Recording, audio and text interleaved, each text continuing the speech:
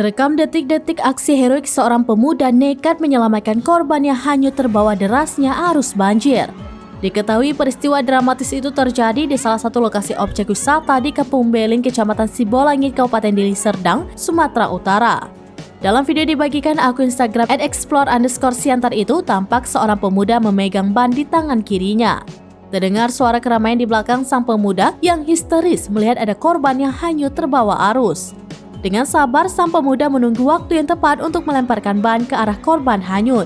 Tidak lama setelah ia melemparkan ban tersebut ke arah korban, tanpa pikir panjang, sang pemuda pun langsung terjun ke dalam derasnya air banjir untuk menyelamatkan korban.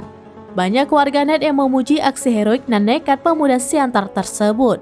Bahkan salah seorang warganet menyebut sang pemuda sebagai si tampan dan berani yang sesungguhnya. Untuk diketahui, banjir Sembahi terjadi 2 pekan lalu, tepatnya pada Minggu 30 April 2023.